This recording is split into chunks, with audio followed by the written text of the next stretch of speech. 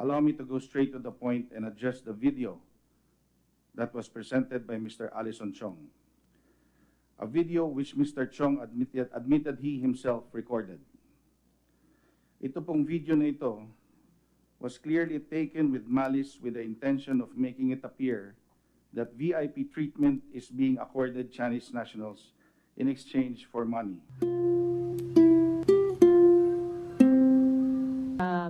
Mr. Mariñas, yung video na pinakita ko 2 hearings ago, yung si Alex Chiong din ang kumuha, that was after your term, correct?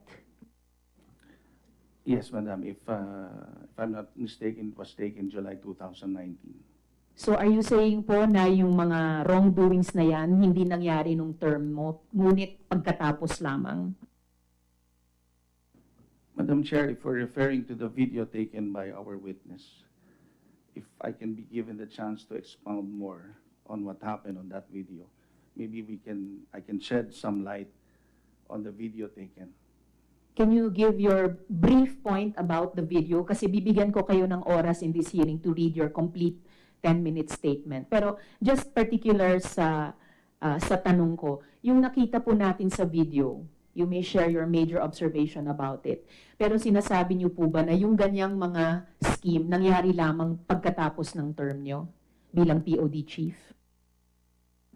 Madam Chair, if we're referring to the video taken by the witness, alam niyo po, wala po akong nakitang irregularity doon. Bukod sa kumuha ng video, which Mr. Chiong admitted he himself took the video, he insinuated malice with the intent of discrediting because he did not follow did not observe the proper procedure of a primary inspection. Kung makikita po yung video, kaya re-request ko po sana ipakita natin dito. Siya po ang kumukuha ng video ng sarili niya. He did not observe the proper procedure of primary inspection. Pagtanggap niya po ng dokumento, tumayo kagad siya kasi nasa kanya yung video, pinapakita niya na mayroong korupsyon nangyayari, which should not be the case. Hindi po yun ang tamang primary inspection and procedure ng bawat immigration officer. Ano pong walang makakakita ng irregularity sa video na iyon? Kahit po ako pag bumabiyahe palabas, umuuwi, dumadaan din sa BI, hindi naman ako pinapapasok sa backroom dahil na-check off yung pangalan ko sa listahan. Tapos hindi naman, kahit kung maling travel document man ang dala ko, but of course, bilang mamamayan, dala ko lang yung passport ng ating republika. Pero yung nakita po nating mga di umano turista dyan sa video, na actually papuntang pagtrabaho sa mga POGO companies, walang dalang work permit, pero dahil nga dun sa pagbayad ng pastillas bribe money, no questions asked. Red carpet treatment, no VIP treatment. Mr. Medina, tanungin ko po kayo. Sinasabi po ni Mr. Mariñas, walang irregular na makikita dun sa video na ipinakita kong kuha ni Alex Chiong. Ganon din ba yung impression nyo na walang irregular tayong nakita sa video na iyon? Taken as recently as 2019? With regard to, you have to put it in context, ma'am. Kasi po, may primary inspection, may secondary inspection. With regard to anti-human trafficking, it is precisely the function of the TCEU, the Travel Control Enforcement Unit, to, with regard to anti-human trafficking. Yung kanya po, tumayo, yung primary inspector is not supposed to stand up. Ang gagawin po niya is i-refer. There are several times po na nare-refer po at tumatayo naman po. And then, meron po tayong 45 seconds rule dyan sa under ng International Civil Aviation Organization. That is the standard given by the ICAO. So, ang ating immigration officer sa primary inspection, ibibigay po yung sa secondary inspector who now decides whether there is human trafficking or not. So, yun po yung proper protocol. Yun yung dapat sinusunod at meron po tayong department order dyan ng DOJ na sinusunod natin, primary, secondary. Meron pa nga po kaming tertiary. Ito yung anti-fraud. Kung may matagpuan na fake documents or mga travel documents na sasabihin natin are forged or fraudulently acquired, those are going to be referred to our anti-fraud. Hindi pa nga human trafficking yung nakikita natin sa video eh. Definitely, it seems to me, may fraud. Kasi ang papasok ay mga Chinese POGO workers, walang dalang work permit, tourist visa lang ang dala. And for the consideration of 10,000 pesos pastillas bribe money, patutuloyin. Meron pang present na listahan na doon i-check off yung pangalan nila. So, again, hindi ko alam kung anong video yung pinanonood nyo ni Mr. Mariñas noon, but it seemed, as a lay person sa inyong bureau, highly irregular. May narinig pa po tayong mga conversation no, ng mga tao sa video na huwag kayo magpakita ng cellphone. Dinadaga tayo o may nakamanman. So the persons conversing sa video, alam nila may ginagawa silang irregular kasi nililihim nila. Nagbababala sila sa isa't isa na huwag daw tumingin sa cellphone. Nagbababala sila na manman sa atin, dinadaga tayo. And I don't know kung ganyan yung behavior ng mga taong observing Alex Chiong, and that cannot be soft pedal, no? Alex, yung video ba, regular ba yung na-record mo doon? Regular bang protocols at pangyayari iyan? No, Your Honor. Exactly. Bakit ko ni-record yon is para ipakita sa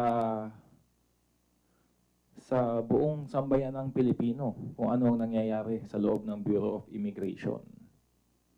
At nakikita naman po natin ngayon. And kung may wrongdoing kahit bago ng term nyo, Mr. Medina, dapat alam ng dating POD chief din, di ba? Yes, ma'am. Yes, dapat alam ng dati, dapat alam ng kasalukuyan. Ang daming open secrets ngayon. So, gawin nating of official record para ganap na mandato ang BI na tuluyan ng linisin ang sarili niya. Mr. Mariñas, mukhang yung mga ebidensyang ilalabas ng aming komite, magko-contradict po sa statement nyo na wala kayong alam dito sa pastilla scheme na ito. Incidentally po, sinong SOJ ang nag-appoint sa inyo? I was designated, Your Honor, in 2016, July or August, by the former Secretary Justice Vita Aguirre. Former Secretary Aguirre. And so 2016 nga kayo naging POD chief, month of July. Yes, ma'am. Si SOJ, dating SOJ Vitaliano Aguirre, ng Department Circular 041, dated 15th August 2017. This Department Circular grants the POD and the SOCU, yung Special Operations Communications Unit, the power of review, assessment, and preparation of orders on all requests for issuance ng visa upon arrival, o VUA.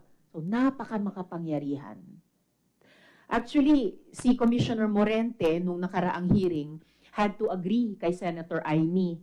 Nung sinabi ni Senator Amy na parang naging lame duck tuloy yung commissioner dahil napakaraming kapangyarihan na vest sa POD. Ikaw po yung POD chief nung Department Circular 041 series of 2017 ay in-issue, di po ba? Yes, Your Honor. So, wow, no, you were really favored. Incidentally, sino po yung head ng SOCU nung 2017? Your Honor, we have two heads in the SOCO unit. One is the person processing the documents for the applicants, and the head of the SOCO airport, which receives the documents for the incoming passengers. So, do you confirm that the head of the SOCU is your father, Maynardo Mariñas? At the main office, Your Honor, yes. Deputy Commissioner Javier, hindi po ba nakakabahala na ganito? Mag-ama po. Mag-ama ang nangangasiwa sa review, assessment, preparation ng visa upon arrival. Ma'am, for the record, I'm not the Deputy Commissioner in charge of airport operations. But sir, you are the highest Yeah. ranking BI official here, and in lieu of Commissioner Morente, may I ask you that question? But to the best Di ba of my- nakakabahala yun? I can, to the best of my knowledge, I can offer you an answer. Pag ganyan po, kasi nagre-recommend po kasi, it's going to be approved by the commissioner. So there's a recommendation who is going to be the head of the SOCO in the airport and in the main office.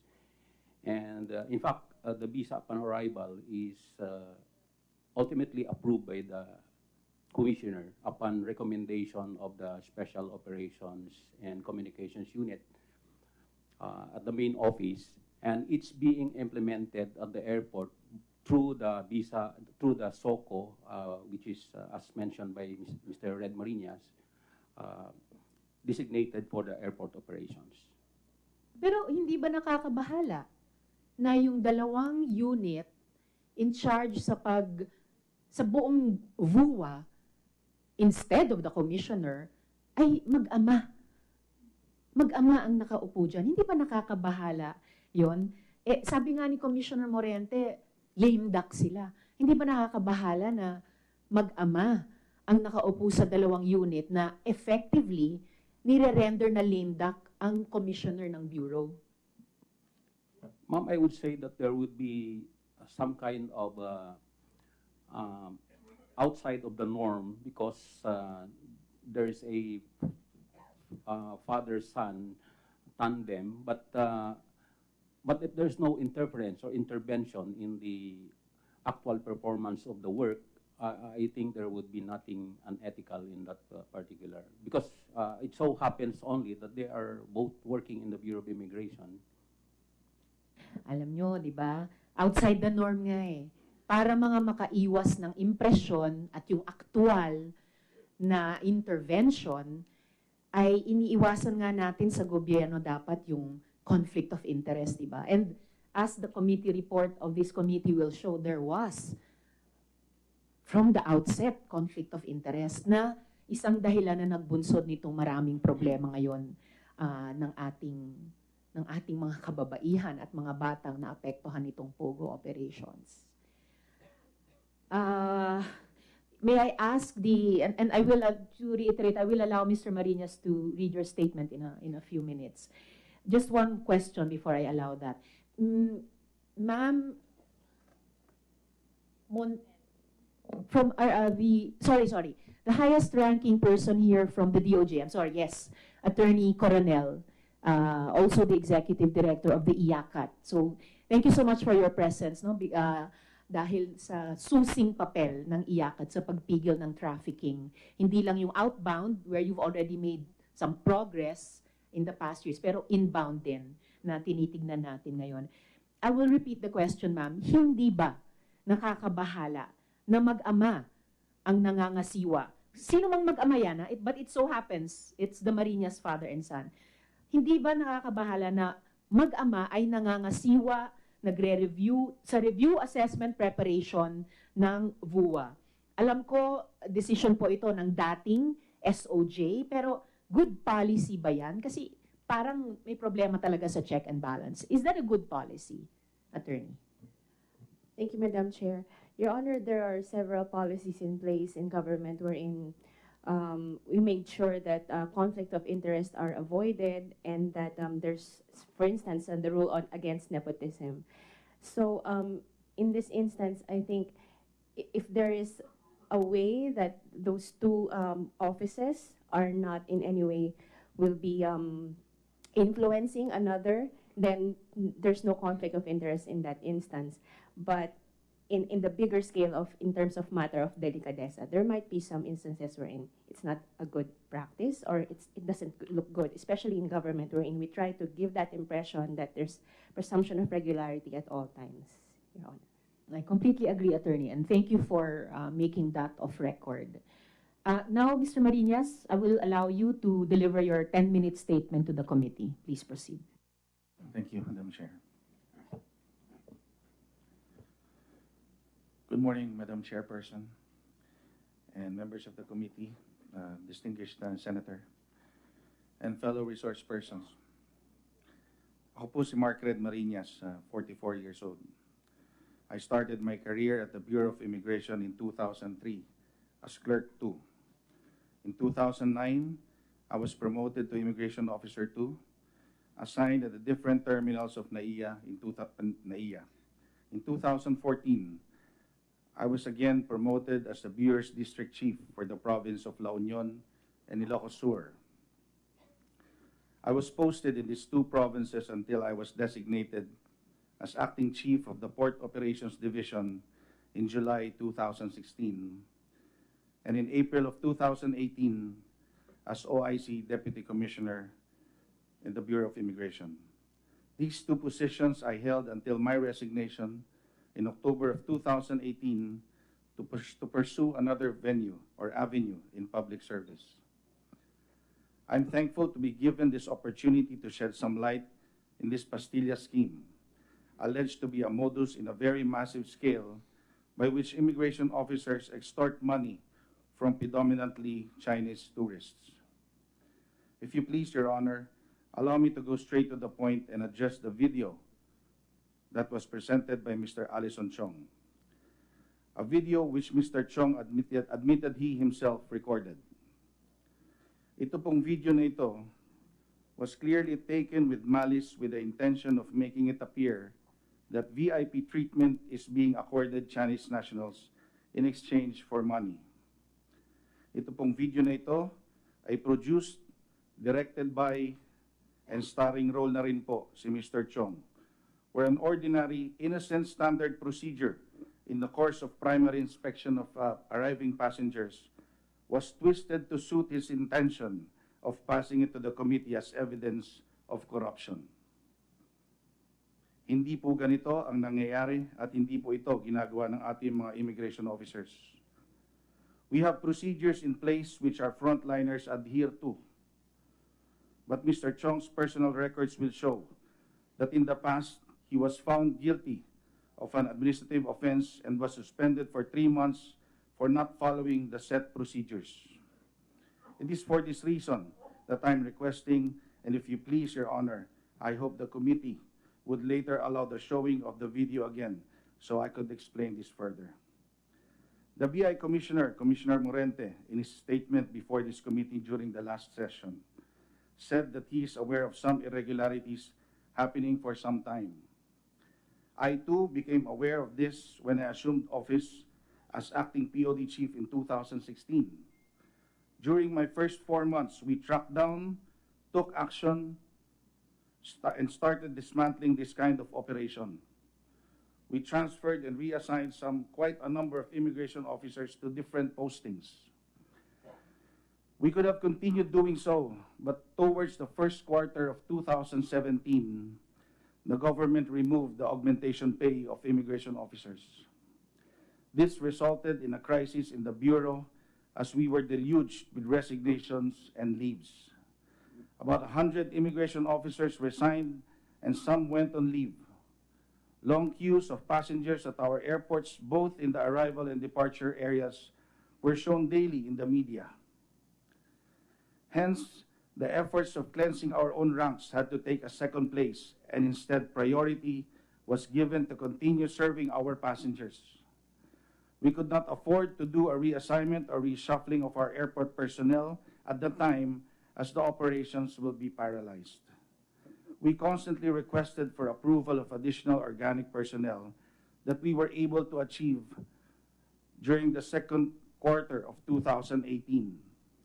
By sheer will and dedication of all the immigration officers who stayed on in an almost crippled operation, we were able to do our jobs, surpass this challenge, and serve our travelers and guard our borders. By the way, Mr. Chiong, if I remember right, was one of our immigration officers who went on leave for 5 months during the time of crisis of the institution.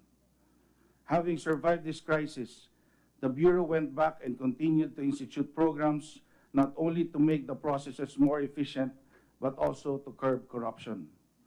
Hence, we now have the e-gates, which limits the interaction with our immigration officers, quarterly reshuffling of personnel, to also limit familiarization with the workplace and fellow employees.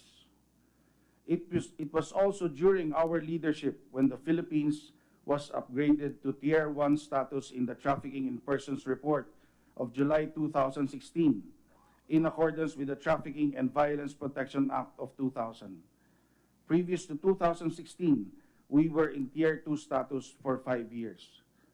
To date, the Philippines still maintains its Tier 1 status. Operation Janus, the largest single interception in the history of Bureau of Immigration, of about 177 Indonesian nationals using fraudulently acquired Philippine passports, is another achievement during our time. At present, under the leadership of Commissioner Morente, programs and reforms continue to be implemented in the Bureau, resulting to successful raids, arrests, and deportation of unwanted foreigners and illegal POGO operators.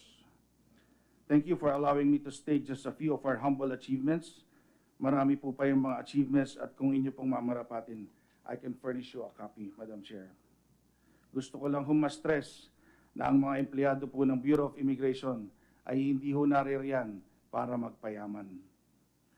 Ako daw po ang nag-appoint ng mga heads ng different units at the airport. Your Honor, I have no appointing authority as acting chief of POD. I merely endorse their appointments on the basis of their experience, knowledge of operation, people management skills, and because they have my trust and confidence. Based on the affidavit executed by Mr. Chong, there's no proof of any wrongdoing by these 3 people I recommended. Lastly, it deeply saddens me that the Bureau of Immigration, the institution which me and my family have faithfully served for more than 70 years without any derogatory mark, was dragged in this mess. The reputation of the tireless and dedicated men and women of the Port of Operations Division has been tarnished and their jobs are in jeopardy. I can only hope that my presence here today can somehow shed light and mitigate the unjustness of these accusations. To Mr. Allison Chiong, as we dig deeper in finding out your real motivation in spewing these lies, bear the thought that you have weakened the very institution that protects our borders by causing untold demoralization among our ranks. Thank you. Thank you, Mr. Mariñas. 2 punto lang bago may intervention si Sen. De La Rosa.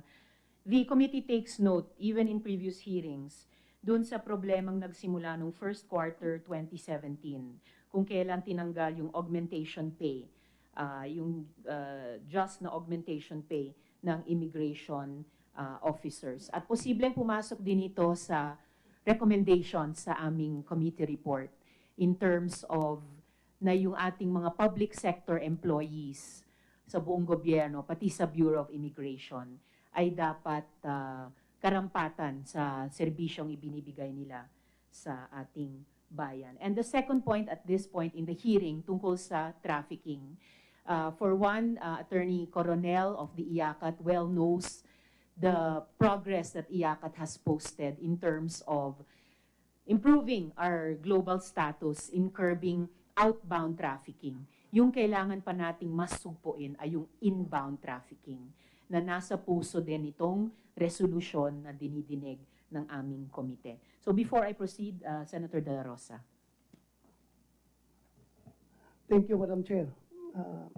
Listening to the statement of former Immigration Officer Mariñas, dito naman kayo, marami man kayong mga taga-BI nandito. I just would like to give you a piece of advice.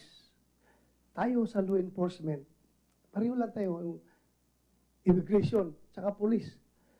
Kahit anong litanya mo dyan na accomplishment na sinasabi mo, it will only take isang rogue immigration officer or policeman to bring down the whole institution. Kaya nga, kahit nasabi mo, sa police, tunituliladang shabu ang nahuhuli, but isang police lang, isang ninja cop lang na mahuli, kahit na 5 grams lang na shabu ang nahuli sa kanyang posisyon, sira pa rin ang buong kapulisan. So pareho na rin yan sa inyo, sa immigration. Kahit ilang libo ang accomplishment niyo dyan ng mga kung ano-ano accomplishments. Isang pastillas lang na napicturean ni Mr. Chiong, sira na kayong lahat. So, dapat mag-ingat tayo sa ating trabaho. The more so na ang ating presidente, ating Pangulo ay talagang galit na galit sa korupsyon. Kailan pa ba tayo kikilos ng ikakabuti sa ating imahe para sana may pagbabago naman before matapos yung term ng ating Pangulo. Yun lang, I am not prejudging you na talagang totoo yung pastilla scheme na yan. In fact, I suggested to Madam Chair kung pwede yung sinasabi mo na video, pakita natin to sa screen dito para malaman natin yung pastillas na yan. But yun lang sa akin, sana mag-ingat tayong lahat.